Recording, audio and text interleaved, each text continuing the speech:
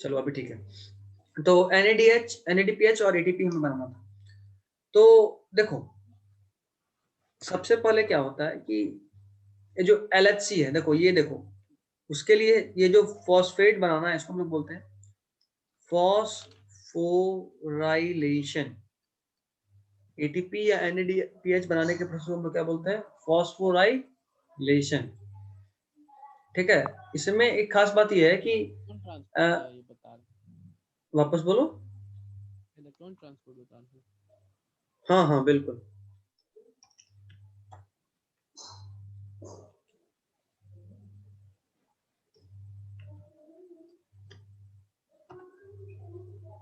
इसमें फॉस्फोराइलेशन बता तो रहे हैं कि अगर आप किसी भी प्रोसेस से फॉस्फेट बॉन्ड ऐड कर रहे हो तो ATP या NADPH में, देखो दोनों में फॉस्फेट है, एडिनोसिन ट्राइफॉस्फेट। तो फॉस्फेट बॉन्ड देखो ATP बनाते कैसे हैं? ADP plus inorganic phosphate is equal to ATP। Adenosine diphosphate में एक और फॉस्फेट अगर आप जोड़ देते हो तो आप बनाते हो ATP। हाँ, मतलब कि आप फॉस्फेट बॉन्ड ऐड कर रहे हो, उसी को बोलते हैं फॉस्फोराइलेशन। ये दो तरीके से होता है, एक होता है नॉन साइक्लिक फॉस्फोराइलेशन और दूसरा होता है साइक्लिक फॉस्फोराइलेशन। पूरा नहीं लिखते हैं, सब साइक्लिक फॉस्फोराइलेशन। देखो ये जो तुमको दिख रहा है ये है नॉन साइक्लिक फॉस्फोराइलेशन। ये क्या है? Non cyclic phosphorylation. देखो जैसे ही लाइट फॉल किया था दोनों LHC पे, एक LHC है PS2 का, एक LHC है PS1 का, इसका रिएक्शन सेंटर कितने का होगा? 680 का। इसका रिएक्शन कितने का होगा?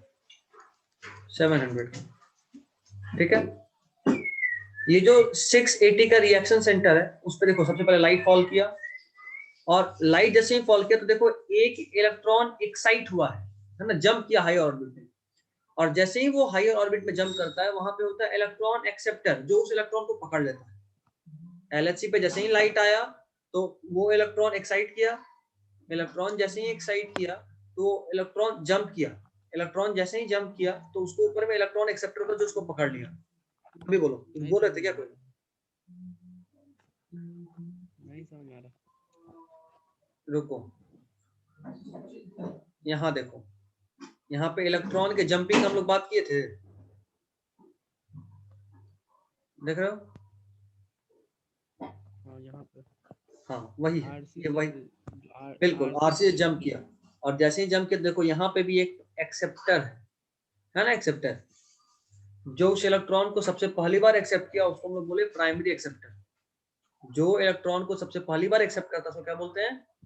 Primary acceptor. अभी देखो इसी को रिलेट करना है यहाँ पे।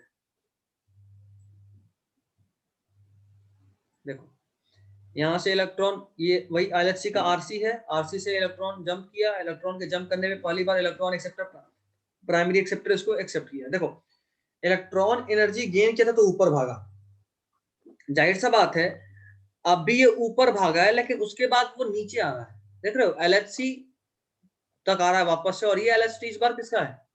PS1 का। मतलब PS1 का LHC से एक इलेक्ट्रॉन जंप किया, इलेक्ट्रॉन एक्सेप्टर तक गया, उसके बाद वो नीचे आ रहा है, देख रहे हो? नीचे आ रहा है, यहां से जंप करके ऊपर गया इलेक्ट्रॉन एक्सेप्टर तक, PS1 आप लिखते हैं, PS2 यहाँ है PS1 2, सॉरी यहाँ पे 2 होगा, हाँ बिल्कुल यहाँ 2 होगा। यहां से जंप करके यहां तक गया, ये देखो हाइयर एनर्जी लेवल पे है, ये किस पे है? Higher energy level. तो जाहिर सी बात है जैसे जैसे नीचे आ रहा है तो हाइयर से लोअर एनर्जी लेवल पे आ रहा है, समझ रहे हो बात? अच्छा, लोअर से हाइयर जाने के लिए वो एनर्जी एब्जॉर्ब किया था, जाहिर सी बात है जब वो हाइयर से लोअर आएगा तो एनर्जी रिलीज करेगा। बोलो, अगर कोई चीज लोअर से हाइयर जाने के लिए एनर्जी एब्जॉर्ब किया है तो जब वो वापस नीचे आएगा तो एनर्जी रिलीज करेगा, उसी एनर्जी को रिलीज कर देगा। अभी देखो जो एनर्जी वो रिलीज करता है, देखो उसी एनर्जी को यूज करके एक ADP में, एडिनोसिन डाइफॉस्फेट में एक फॉस्फेट बॉन्ड जोड़ के उसको बना देते हैं ATP, देख रहे हो? उसको बना ATP, देख पा रहे हो? बोलो कोई दिक्कत? कहाँ पे जल्दी बोलो। जब मतलब PS1 से जब ऊपर जा रहा था PS1 से ऊपर नहीं जा रहा है, ध्यान से देखो। जब ये PS2 के इलेक्ट्रॉन एक्सेप्टर से जब वापस नीचे आ रहा है PS1 के LHC की तरफ, तभी वो एनर्जी रिलीज किया है और उसी वक्त बन गया है ATP। देख पा रहे हो? तो यहाँ शो किया है। अभी ठीक है? देखो अभी ठीक है? इस साइड शो किया बुक में। अब इस साइड कहाँ? वही तो बुक ही तो है, ये बुक ही का तो डायग्राम है, कहीं और थोड़े ना है। एरो दिखा रहा है, लिखा इधर है। हाँ, इधर लिखने का, इधर लिखने का मतलब है थोड़ा ना, यहाँ एरो देख रहे हो, ये एरो ऐसा, ये एरो दिखा रहा है कि यहीं पे हुआ ये काम। यहाँ नहीं हुआ है, कहाँ पे हुआ है नीचे, मतलब इलेक्ट्रॉन यहाँ। नीचे जा रहा है। बिल्कुल ये इस पार्ट का, इस वहाँ पे इलेक्ट्रॉन ट्रांसपोर्ट सिस्टम में हुआ है। और एक बात याद रखना, LHC पे इलेक्ट्रॉन एक्साइट हुआ, LHC पे इलेक्ट्रॉन एक्साइट होने के बाद PS2 के प्राइमरी एक्सेप्टर तक गया, वहां से इलेक्ट्रॉन ट्रांसपोर्ट सिस्टम होते हुए नीचे आ रहा है PS1 के LHC तक। और इसी डाउनहिल मूवमेंट में देखो, ऊपर जाने को बोले थे, इस ऊपर जाने को बोले थे अपहिल मूवमेंट, ठीक है? ऊपर जाने को बोले थे अपहिल मूवमेंट, और इस नीचे आने को बोलेंगे डाउनहिल मूवमेंट। साफ थोड़ा लिखते हैं, नीचे लिख रहा है डाउनहिल मूवमेंट। ऊपर जाने को क्या बोले? Uphill movement. नीचे आने को क्या बोले? Downhill movement. ये जो इलेक्ट्रॉन ट्रांसपोर्ट सिस्टम से जो डाउनहिल मूवमेंट था, इसी में बना है ATP। उसके बाद देखो इलेक्ट्रॉन वापस से PS1 के LHC तक पहुंच गया, PS1 के LHC तक पहुंच गया।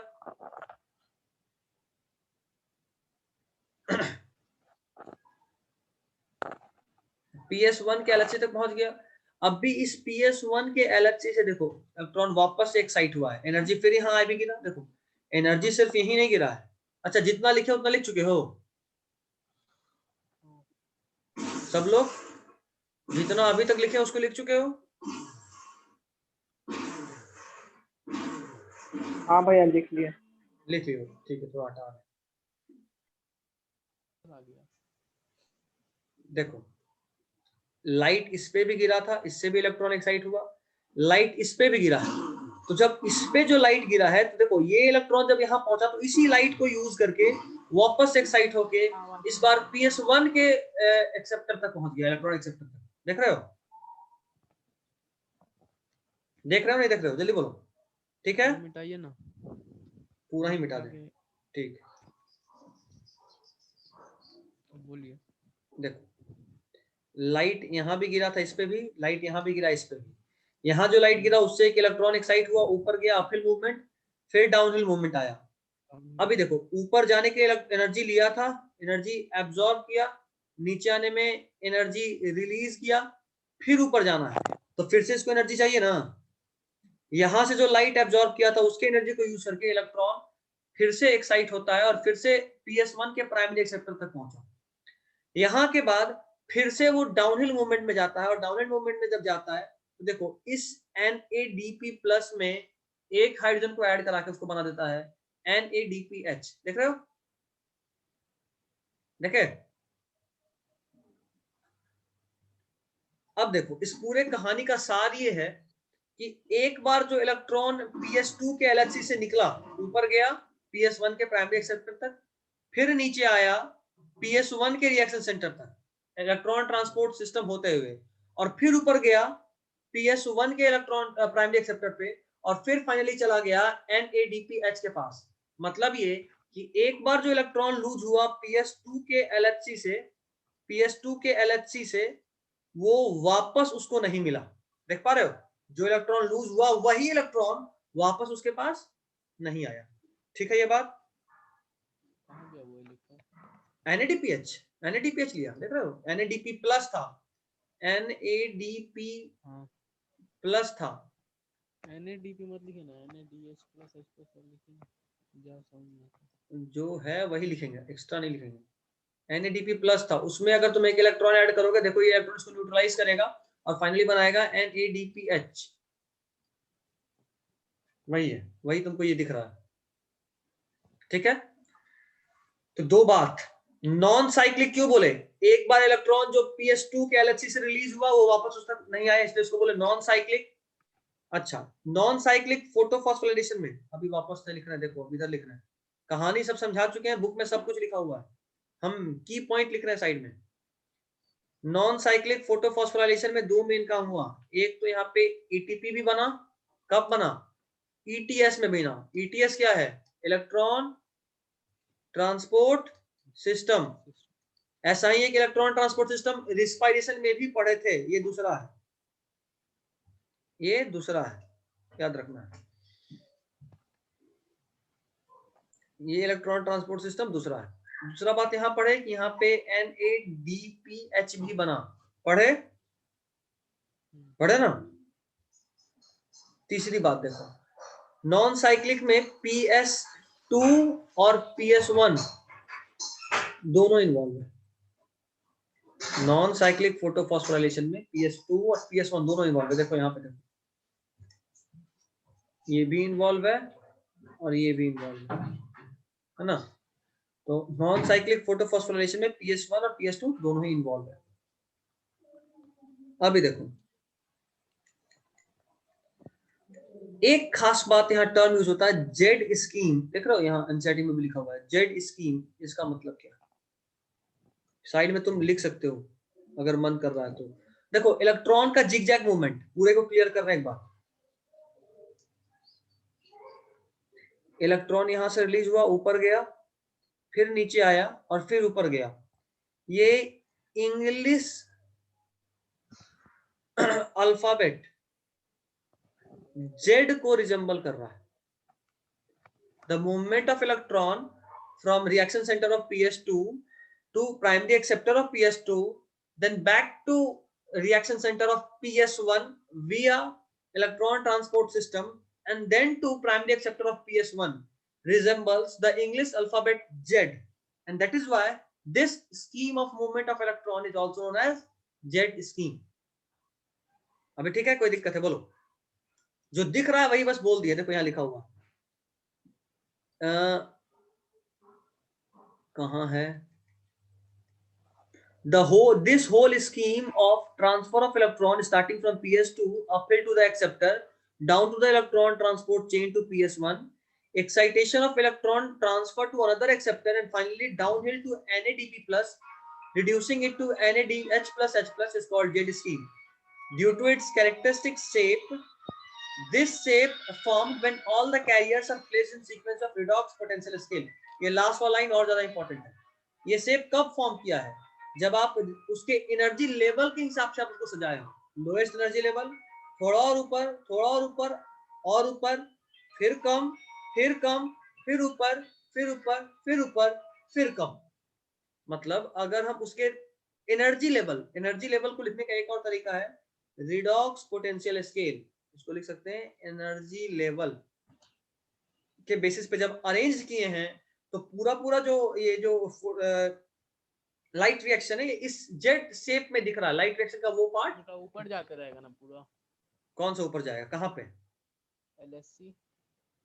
LHC ऊपर कहाँ जा रहा है? LHC ऊपर कहाँ जा रहा है? यहाँ वाले का बात कर रहे हो? ऊपर नहीं जा रहा ना बाबू, ये ऊपर कहाँ जा रहा है?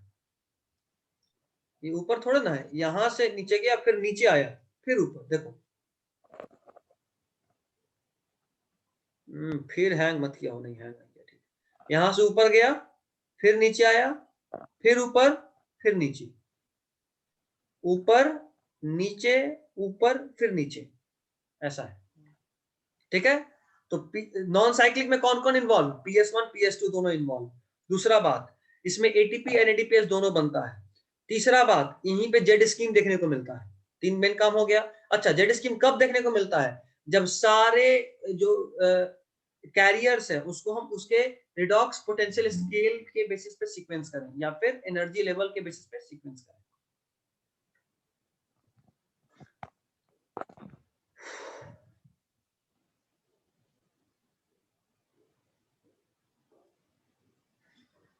Next is cyclic photophosphorylation. देखो, नॉन साइक्लिक देख ली, अभी देखते हैं साइक्लिक फोटोफॉस्फोराइलेशन। इसमें कौन इन्वॉल्व है, देखो कौन इन्वॉल्व है, PS1। यहाँ पे जो जगह था वहां लिखते चलोगे, यहाँ ऐसे मार्क किए थे ना हम लोग, फोटो फॉस्फोराइलेशन को 2 पार्ट में किए थे, नॉन साइक्लिक के लिए तो लिख लिए। जेड स्कीम यही देखने को मिलता है, लिख लो Z scheme is shown here. क्या डिटेल था वो हम लोग साइड में इधर लिख चुके हैं। नॉन अब साइक्लिक के लिए लिखना, सबसे पहला बात कौन इन्वॉल्व है, देखो साइक्लिक के लिए कौन इन्वॉल्व है, सिर्फ और सिर्फ PS1, सिर्फ और सिर्फ PS1। दूसरा बात, यहाँ पे इलेक्ट्रॉन देखो रिलीज हुआ, एक्साइट हुआ है, PS1 के एक्सेप्टर तक गया, इलेक्ट्रॉन ट्रांसपोर्ट सिस्टम से वापस PS1 के रिएक्शन सेंटर पे पहुंचा। देखो मतलब यहाँ पे इलेक्ट्रॉन का लॉस होता है क्या, नहीं होता है। जो इलेक्ट्रॉन रिलीज हुआ घूम फिर के वापस उसी के पास पहुंच गया, तो यहाँ पे इलेक्ट्रॉन का लॉस नहीं होता है।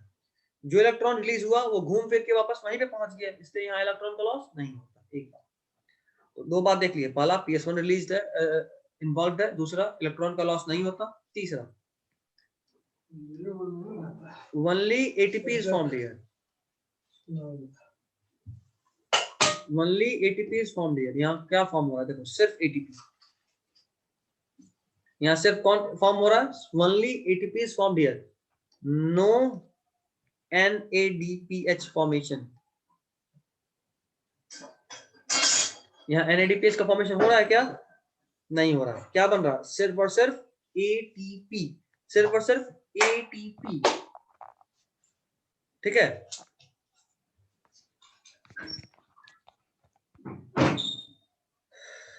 लिख लिए फटाफट से PS1 साइक्लिक फोटोफॉस्फोराइलेशन के लिए भी।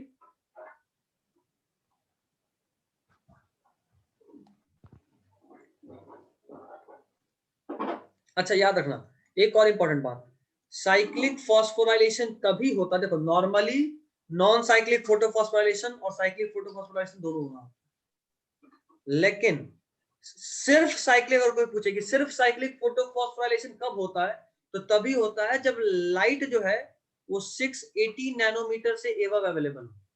क्योंकि अगर 680 नैनोमीटर से एबव अवेलेबल है तो फिर PS2 क्या काम करेगा, PS2 कहां तक काम करता है, 680 तक, सॉरी उल्टा बोल दिया, नॉर्मली नॉन साइक्लिक हो रहा होता है, नॉर्मली नॉन साइक्लिक हो रहा होता है, ठीक है, क्योंकि वहां पे PS2 और PS1 दोनों काम कर रहा है, क्योंकि 700 और 680 तो पीक है ना, उससे कम का तो एब्जॉर्ब करता ही है साथ में। लेकिन साइक्लिक सिर्फ तभी होता है, सिर्फ साइक्लिक मतलब सिर्फ साइक्लिक नहीं, ऐसे कहेंगे कि नॉन साइक्लिक तो हो रहा है, उसके अलावा साथ में साइक्लिक भी हो रहा है, ये सिर्फ तभी होता है जब 680 से अधिक नैनोमीटर का लाइट भी अवेलेबल हो, ठीक है। क्योंकि फोटो सिस्टम 1 के लिए मैक्सिमम पीक कितना है, 700, तो 700 वाला तो तभी एक्टिव होगा ना जब 680 से अधिक का लाइट हो, समझ रहे हो। तो याद रखिएगा, इसके लिए एक एनसीईआरटी में लाइन लिखा हुआ है, कहाँ लिखा है, हाँ ये last line, last line, cyclic photophosphoration also occurs when only light of wavelength beyond 680 nanometer are available for excitation। Mind it, यहाँ पे भी लिखा है also, मतलब नॉर्मली तो नॉन साइक्लिक होता ही है, उसके साथ साथ साइक्लिक भी होता है, कब, जब 680 से अधिक नैनोमीटर का लाइट भी अवेलेबल हो। क्यों, क्योंकि PS1 के रिएक्शन सेंटर को एक्टिवेट होने के लिए, अपने मैक्सिमम पे काम करने के लिए 700 का लाइट चाहिए होता है, तो 680 से एबव का नॉर्मल सेंस में। 680 से एबव होगा तो नॉर्मल नहीं होगा वो, बिल्कुल मतलब नॉर्मल नॉन होगा, साइक्लिक नहीं होगा। वो भी होगा, वो भी होगा, क्यों नहीं होगा, नॉन साइक्लिक में देखो तो दोनों वो इन्वॉल्व भी है, होगा। बिल्कुल वो भी होगा, ठीक है। ठीक है, की दिक्कत है बोलो यहाँ तक, आज इनफ हो गया कि थोड़ा और पढ़ लें, 5 मिनट और पढ़ें। ना ना ना बाकी लोग भी बोलो भाई, भाई बाकी लोग का लिखते क्या तो हाल चाल हैं, है। लेकिन पढ़े बहुत ज्यादा है। जफर और अब्बास जल्दी बोलो क्या हाल चाल है तुम लोगों का, थोड़ा पढ़ सकते हैं 5 मिनट 10 मिनट और। नहीं भैया, मेरा हालत एकदम खराब है, वक्त नहीं पड़ा जाएगा। नहीं भैया, एकदम एनर्जी खत्म हो चुकी है। ठीक, सब लोग अगर ऐसे